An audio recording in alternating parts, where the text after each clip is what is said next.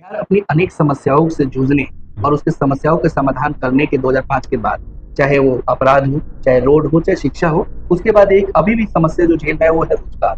पलायन पर अनेकों लोग, आज 12,000 ट्रेनों की आवश्यकता हमें बाहर से छत पर व्यवस्था करनी पड़ती है। तो ये हमारी सफलता है या विफलता है? ये सफलता हमारी नहीं। पलायन के बारे में आपको बता दूं, पलायन तो वर्मा जी नहीं रोक सकते। अब फिर इस बात से लोगों को तकलीफ हो जाएगी, क्या बोल रहा है पागल जी। नहीं, जहां 14 करोड़ आबादी है, हर साल 15 लाख बच्चा मैट्रिक पास करता है, वहां कौन 15 लाख बच्चों को रोजगार दे देगा एक साल में? पहली चीज। दूसरी चीज, पलायन कम किया जा सकता है। हमारा कृषि प्रधान राज्य है, ये धरती जो है कृषि प्रधान है। तो उद्योग धंधों का जिस तरह से विकास हम मध्य प्रदेश, उत्तराखंड, महाराष्ट्र, गुजरात, ये सब में देख रहे हैं, आंध्र प्रदेश, तमिलनाडु, वहां की मिट्टी में, वहां की खेती में और हमारे यहाँ की मिट्टी और हमारे यहाँ की खेती में जमीन आसमान का। हम बहुत लगा सकते हैं तो 4 गो चीनी मिल 8 गो और लगा देंगे, इथेनॉल प्लांट है और लगा देंगे। अगर मान लीजिए कि सरकार 100 उद्योग लगा दिया, बड़ा बड़ा इथेनॉल प्लांट, चीनी प्लांट, जो भी, एक में बड़ा वैकेंसी होगी तो 500, तो 100 में कितनी होगी? 100 हो जाएगी, बेरोजगारी दूर हो जाएगी? नहीं होगी भाई। और बता रहा हूं, पलायन के पीछे 2 कारण है, मजदूरी, मजबूरी। पढ़ा लिखा आदमी हो सकता है मेरी बात से लोग सहमत ना हो, लेकिन मजदूरी। जब बिहार में एक काम करने के लिए 1 रुपया मिलेगा और केरल में उसी काम को करने के लिए 4 रुपया मिलेगा, कौन रोक देगा मजदूर को गाड़ी पकड़ने से? नहीं, आपको बोल रहा हूं कि आपको एक होटल में खाना खाने के लिए 100 रुपया लगता है और उसी खाना के लिए दूसरे होटल में 400 रुपया लगता है। आप किस में खाने जाएंगे? सेम खाने के लिए 100 रुपए। 100 रुपये में जाएंगे। तो हम कहते हैं कि किसी काम को करने के लिए अगर 100 रुपया मिलता है, मैं एक मानक बता रहा हूँ, और उसी काम को केरल में करे तो 400 मिलता है, 400। महाराष्ट्र में करे तो 300, कहीं 350 मिलता है, तो क्या मजदूर किसी के रोकने से रुक जाएगा क्या? तो ये हो गया मजदूरी। अब आइए मजबूरी। बहुत ऐसे लोग हैं जिनको गांव में छोटा काम करने में लाज लगता है। अभी सब काम गांव में कर रहा हूँ, देखिए ना, देखिए, चल यार पटनौर, वो नहीं चल जाओ, उसको कौन रोक देगा? मान लीजिए ब्राह्मण का लड़का है, उसको यहाँ पान बेचने में दिक्कत है, लेकिन जाइए जूही चौपाटी पे, एगो मिश्रा पान भंडार है, कौन हीरो कौन हीरोइन वहां नहीं, पान बेच करके 5 गो मकान है उसको। तो बहुत लोग ऐसे भी हैं जिनको अपने गांव नगर में काम करने में लाज शर्म लगता है, लेकिन बाहर कोई लाज नहीं है, कोई शर्म नहीं है, अपना गए बाहर कमाए। पढ़े नहीं तो कोई काम तो करेंगे ना। सब कोई तो कलेक्टर नहीं हो सकता, सब कोई को तो सरकार सरकारी नौकरी दे नहीं सकती। ये जितने लोग हैं वायुमंडल में घूम रहे हैं विषैली हवा की तरह, ये मर जाएंगे तो क्या सभी को सरकारी नौकरी दे देंगे?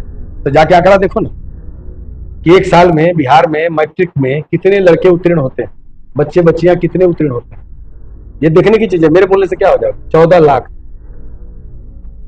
11 लाख इंटर बीए करता है।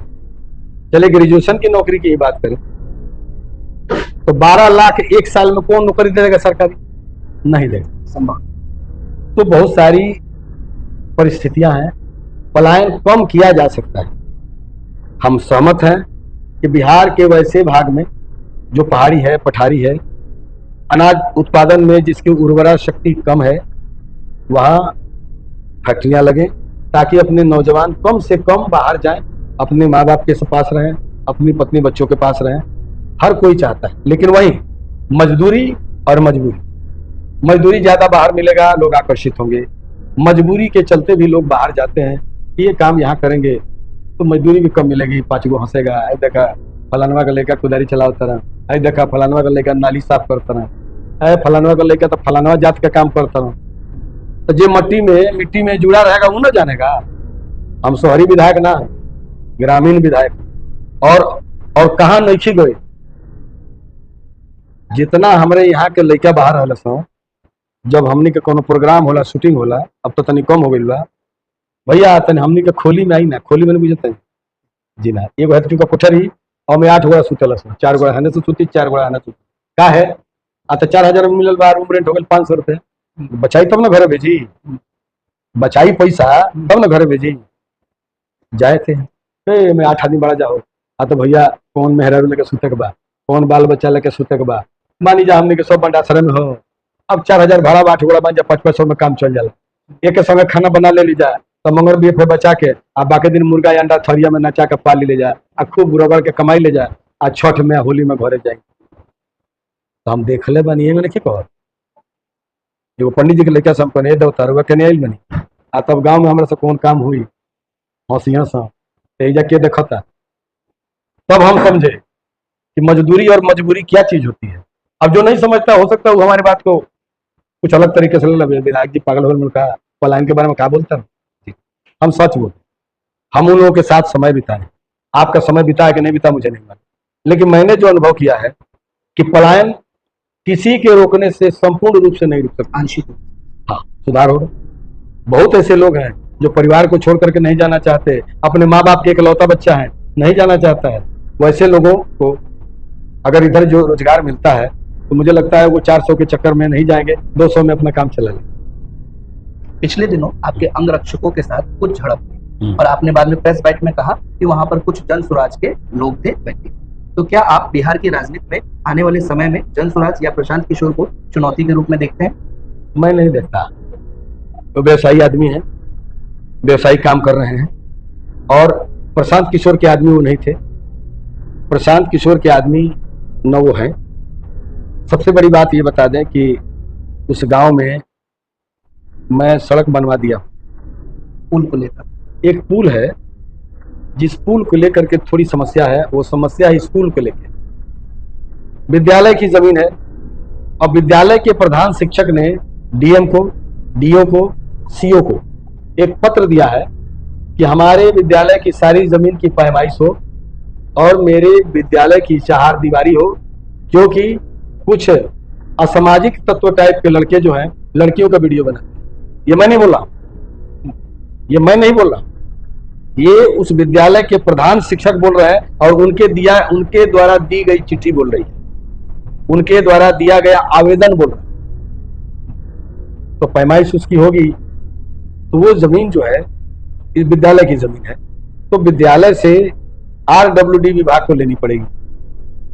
विद्यालय के प्रधान शिक्षक, जिलाधिकारी, जिला शिक्षा पदाधिकारी, ये सब लोग एक साथ जब तक निर्णय नहीं लेंगे तब तक उस विद्यालय की जमीन से सड़क पक्की, कच्ची की बात कच्ची तो आज भी है, चल रही है, उस पर लोग चल रहे हैं, सड़क चल रही है, वो पक्की सड़क का स्वरूप नहीं ले सकते, एनओसी मिलना चाहिए। तो इस वजह से कुछ टेक्निकल प्रॉब्लम है जो आपको मैंने बताया कि विद्यालय की जमीन है। विद्यालय की जमीन को पैमाइश करने के लिए वहां के प्रधान शिक्षक ने दे रखा है। अंचल अभी तक पैमाइश की नहीं, डिमार्केशन किया नहीं, अतिक्रमण हटाया नहीं। सड़क तो सरकारी है, सार्वजनिक है, लेकिन वहां कुछ ऐसे भी लोग हैं जो लोग सरकारी जमीन को कब्जा किए हुए और उनको अब लग रहा है कि विधायक जी इस विद्यालय की सारी जमीन को निकलवाएंगे और उनके द्वारा जो जमीन छेकी गई है वो जमीन उनसे छीन ली जाएगी। वही लोग, वही परिवार के बच्चे थे जिन्होंने मेरी गाड़ी घेर ली और कहा पुल कब बनी? हमके पुल बनी जनवरी में, तरुआ से कुछ ना हो, तरुआ निकम्मा बनी। हम कहने जब मान लीजिए हमारे से कुछ ना हुई, हम निकम्मा बनी तो चुनाव आवते बाद दूसरा के जिता ली सरकार, एमें झगड़ा कौन बात बा? अब उन बच्चों को लगा तो बात बढ़ नहीं रही, तो विधायक जी एक बात को के गाड़ी में बैठ के ठीक बा हम बहुत खराब बनी तो चुनाव आइले में दूसरा के चुन ला जाए सरकार। उसमें से एक बच्चा जो है उसको, वो जो बच्चा मेरे साथ चिलम चिली कर रहा था उसने इशारा किया, वो आया मेरे बॉडीगार्ड का कार्बाइन पकड़ा। तो भाई एक बात बताइए, मैं तो गाड़ी में था, किसी विधायक के बॉडीगार्ड को, कोई विधायक और उसका कोई बॉडीगार्ड, अगर उसका सर्विस रिवॉल्वर, सर्विस पिस्टल या कार्बाइन कोई छीनना चाहता है तो क्या वो छीनने देगा? बस इतनी ही सी बात है। उसके बाद वो एक लड़का चिल्ला चिल्ला के बोलने लगा कि विधायक जी गोली चलवा रहे हैं, गाली भी दे रहा है, गाली भी दे रहा है मेरे बॉडीगार्ड को, असभ्य गाली है। आप मेरे बॉडीगार्ड को गाली क्यों देंगे भाई? आप मेरे बॉडीगार्ड का आप क्यों टच करेंगे भाई? क्यों छुएंगे, क्यों छीनेंगे? मैंने बोल दिया उस गांव कि मैं जब तक इन दो बच्चों को गांव वाले गाइड नहीं करेंगे और सार्वजनिक रूप से दोनों बच्चे माफी नहीं मांगेंगे, मैं हार ना कबूल करूंगा, लेकिन उस गांव में नहीं जाऊंगा वोट मांगने। कोई बात नहीं, मैं पहले ही आपको बोल दिया कि मुझसे बदल गया वो निगाहें तो क्या हुआ, जिंदा है कितने लोग मोहब्बत किए बगैर। जरूरी नहीं है, मैं जमींदार नहीं हूं कि मेरी जमीन छीन जाएगी, मैं रंगदार नहीं हूं कि मैं जेल में सड़ जाऊंगा, और मैं ठेकेदार नहीं हूं जो माल कमाने आए। सेवादार ब्रांड आदमी हूं, समझ में आए तो वोट दीजिए, नहीं समझ में आए ऑप्शन खुला हुआ है। कोई जनता, आपको आपके हाथ में वोट है, आप उस वोट को चोट दीजिए ना। आप किसी की गाड़ी घेर लीजिए, किसी को अनाप शनाप बोलिए, बॉडीगार्ड को धक्का दे दीजिए, ये कहाँ कहाँ मतलब शिष्टाचार के दायरे में आता है क्या? लोकतंत्र में विरोध का तरीका सिर्फ वोट होना चाहिए जी, गाली गलौज और नहीं होना चाहिए। आप वीडियो सुनी, जी। उसमें मेरे बॉडीगार्ड को गाली दे रहा है एक बच्चा, वो भी हल्ला करके सब उसमें आया।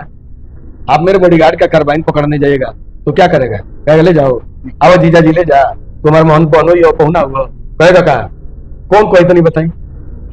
कोई बात नहीं है। बिहार के ये कृषि प्रधान वहाँ प्रॉब्लम होनी है।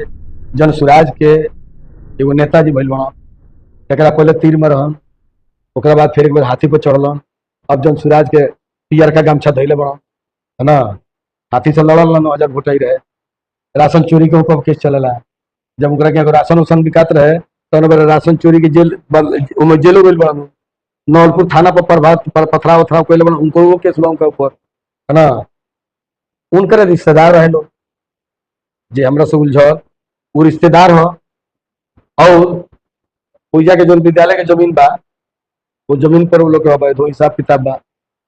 अरे भाई, तो स्कूल में हमार घर के लड़का पढ़ी, दूसरा पंचायत के लड़का पढ़ी, वहाँ तो स्कूल तो तार ले आवले ना, हमको ठीक बात है, स्कूल हमारे ले आवल ना, ठीक बा, रोड हमारे बनवाओ ना, तो कहता तो सरकार के बनवाओ। बताइए तो, रोड बनल तो सरकार बना दे, नहीं बन रहे, अब पुल ना बनल तो विधायक जी से नहीं बन। प्रणाम करते प्रणाम कर लग बने, काहे कि वो लड़का जो अपना बाबूजी के सामने हमरा के बेइज्जत करता है। अब बाबूजी जो बाप तो ताकत रह, अब बाबूजी अपने बेटा के सह देता रह है, तो आज बाबूजी के लड़का जो बा हमरा के बेइज्जत करता है, वो दिन दूर नहीं है जब उनको के बेइज्जत करी, तब समझ में आई काहे बेइज्जत करिए भाई, आपका वोट है? आप हरवा दीजिएगा हमको। बिहार जो है हाँ। कृषि प्रधान राज्य है, और अभी हमने हाल में देखा कि खाद के लिए किस प्रकार से समस्याएं उत्पन्न हुई। इसका वजह सरकार है या अधिकारी या फिर होलसेलर? अब एक बात बताए थे, मैं अपने यहाँ की बात करता हूँ, मैं खुद एक दिन भर रह के खाद का वितरण करा। देखिए, खाद की कमी नहीं, लेकिन प्रॉब्लम ये हो जाता है कि सब कोई चाहता है कि हम जाएं, अब बिना लाइन में लगे हमको खाद मिल जाए, जितना चाहे उतना मिल जाए। सिस्टम है कि एक आधार कार्ड पे 2 बोरा मिलेगा। आपके घर में 5 आधार कार्ड लेके आइए, 10 बोरा लेके जाइए, लाइन में तो लगना पड़े। ट्रेन की टिकट कटाने जाते हैं तो लाइन में लग सकते हैं, बंबई में जाएगा तो पैखाना करने के लिए भी लाइन में लगना पड़ता है, बस पकड़ने के लिए लाइन में लगना पड़ता है। तो लाइन से इतना भागते क्यों है? कितना काउंटर खोला जा सकता है? हाँ, एक चीज और है कि जब पंचायत में पैक्स है तो जिस तरह से किसानों को घंटों लाइन में धूप में बरसात में खड़ा होकर के यूरिया लेना पड़ा है, मुझे लगता है कि मेरी सरकार को इस बारे में सोचनी होगी। आप किसान को 6,000 रुपये खाता में देते हैं और 1 बोरा यूरिया के लिए अगर किसान 6 घंटा लाइन में लगता है तो इस सिस्टम में सुधार होना चाहिए। इस बात को मैं मानता हूं, क्योंकि 6 घंटा मैंने अपने यहाँ खड़ा होकर के बगैर पुलिस के, कोई थाना पुलिस ने, मेरे जो 2 बॉडीगार्ड थे, तो 6 घंटा मैंने महिलाओं को भी देखा लाइन में लगते हुए, मुझे अफसोस हुई। अब किसी दिन मैं सरकार के वैसे जिम्मेदार व्यक्तियों के पास बैठूंगा, मैं जरूर कहूंगा कि पंचायत स्तर पर इसका काम हो और सरल हो। कोई लाइन में लगे अच्छी बात है, लेकिन 1 घंटा से ज्यादा नहीं लगे। ऐसा नहीं कि वो 6 घंटा 2 बोरा यूरिया के लिए, 4 बोरा यूरिया के लिए 6 घंटा लाइन में लगा है, वो भी आदमी है, किसी माँ बाप की संतान है। मुझे अच्छा नहीं लगा, और मैं आपको बता रहा हूं कि यूरिया की किल्लत नहीं है, सिर्फ प्रशासन को वितरण कराए अच्छे से, इसमें सुधार जरूर होना चाहिए। प्रॉपर वितरण एकदम, मैं आपके इस प्रश्न से मतलब मर्माहत हूं इस मामले में कि मैंने देखा है। आपका प्रश्न अच्छा है, क्योंकि मैं अपनी आंखों से देखा हूं कि लोग पसीने से तरबतर हैं और 6 घंटा लाइन में लगे तब उनको यूरिया प्राप्त हुआ। तो मैं इस बात से सरकार को इसलिए नहीं दोषी दे रहा हूं कि हमारे यहाँ गोदाम में आज भी यूरिया है, कल भी यूरिया, मैंने यूरिया है, उसको हम कैसे सही तरीके से बांटे वो व्यवस्था भी सही नहीं बन पाई है। मैं पूरे जिम्मेदारी के साथ ये बात कह सकता हूँ। नल जल एक महत्वाकांक्षी योजना सरकार की, और उसे उसकी क्रियान्वयन पंचायत के हाथों में थी, कोई विधायक के हाथों में नहीं, जिसमें काफी त्रुटियां रही और आज अभी समस्याएं हैं। क्या आपके पास कोई ऐसा समाधान है कि अभी लोगों की वो समस्याएं ठीक हो सकती हैं? सरकार मेरी बात मान ले तो हो जाए। एक चीज बताइए, जिले की सारी नल जल योजना को पीएचडी में दे दिया। ये 5-5 हजार योजना 200 आदमी कैसे चलाएगा भाई, कैसे चलाएगा? पीएचडी विभाग में कितने लोग हैं जो प्रत्येक वार्ड में बने नल जल को चला देंगे, उसकी त्रुटियों को सुधार लेंगे? हमारे पास हैंड्स की कमी है, इसलिए नल जल सक्सेस योजना नहीं। जितनी संख्या में हमें उसके लिए मानव बल या संविदा कर्मी या पदाधिकारी चाहिए, मेरे पास 10% है उसका। तो 100 लोगों का काम 10 लोग कैसे अच्छे से कर सकता है? मैं आपके माध्यम से भी सरकार से बोलूंगा, एक ये प्रॉब्लम, एक और प्रॉब्लम, जब नल जल योजना लाया गया, जब ये योजना आई उस समय क्या हुआ? जल्दी जल्दी जल्दी बनाओ बनाओ बनाओ। बहुत सारी ऐसी जगह हैं जिनका महामहिम राज्यपाल के नाम से लिखा पढ़ नहीं हुआ, नल जल का टावर तैयार हो गया, आपने दे दिया वार्ड को। अब जमीन मालिक कहता है कि मेरी जमीन में मालिक मैं हूं, वार्ड को पैसा जाता है, वार्ड पैसा देता नहीं इधर। ये पैसे के लेन देन में इतनी त्रुटियां हैं कि ये काम सरकार गंभीरता से नहीं कराएगी तो ये कंट्रोल से बाहर। सबसे पहले पीएचडी में कर्मियों की संख्या बढ़ाए तथा निर्धारित करे कि जो नल जल चल रहा है उसका मालिक कौन है। मालिक मतलब उसकी देखभाल करने वाला व्यक्ति कौन है, वार्ड है या जो इसने जमीन दिया वो है, कौन है? पैसा वार्ड के पास जाता है, वार्ड देता नहीं, नल जल चलता नहीं, नल जल की देखभाल नहीं है, वो प्लास्टिक की टोटी चल गया है, पानी चल रहा है। आप विधायक से भी पहले एक गायक और गायक रहे हैं। कई बार आपको या अन्य आपके जैसे कलाकारों को लगता है कि जब आप राजनीति में आते हैं तो पार्टी या फिर जो भी राजनीतिक दल है आप लोग का उपयोग करते हैं, आपकी शक्तियों का अत्यधिक या सर्वोत्तम उपयोग नहीं करते। सही बोले आप। मैं इतना बड़ा कलाकार हूं, कितना बड़ा कलाकार हूं, ये दोनों बातों से लोगों, इन दोनों बातों का अनुभव लोग को है। कला संस्कृति मंत्रालय जब मेरे पास, उस समय हमारा ये प्रश्न, मैंने बहुत अच्छा काम किया। लोग कला संस्कृति मंत्रालय को जाने की ये भी कोई मंत्रालय है, तो हमको कौन सा कोटा में रखते हैं सर? जाति कोटा में। जबकि हिंदुस्तान का पहला कलाकार हूं, गीतकार, जो इलेक्टेड पर्सनालिटी है, पहला हिंदुस्तान का। पता कर लीजिए कोई गीतकार विधायक है क्या किसी भाषा का? मैं भोजपुरी की बात नहीं कर रहा, कल कोई हो सकता है, परसों कोई हो सकता है, लेकिन इस हिंदुस्तान का पहला पॉलिटिकल पर्सनालिटी हूं मैं जो गीत लिख के हुआ हूं। गीत लिख के क्या हुआ? पद्मश्री मिल गया? नहीं। कभी किसी ने कंबल उड़ाया? नहीं। कभी किसी सरकार ने सम्मानित किया? अपनी खुद की सरकार ने भी क्या सम्मानित किया? नहीं। 22,000 गाने में लिख चुका हूं, 750 फिल्में कर चुका हूं, भोजपुरी को जीरो से हीरो बनाया। जिन लोगों ने, उसमें से एक मेरा भी नाम है। भोजपुरी को जीरो से हीरो बनाने में जिन लोगों का नाम है टॉप 10, सुपर 6 में बिना बिहारी के वो सुपर 6 का आंकड़ा कंप्लीट नहीं। क्या हुआ? किसी पार्टी ने टिकट नहीं दिया तब ना निर्दल लड़े, निर्दल लड़के जीते। ये भी एक रिकॉर्ड है, पार्टी से कोई जीत जाएगा। आज की तारीख में नरेंद्र मोदी जी वो ऐसा नाम है कि रिक्शा वाले को उतार दीजिए रिक्शा पर से और उसके गले में कमल डाल दीजिए, वो पटना चल जाए।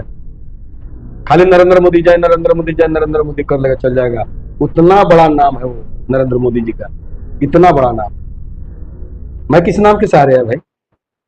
मैं तो विधायक बना वो भी 11,000 वोट से उस समय उस दल को हराया जिस दल की तूती बोलती थी जदयू।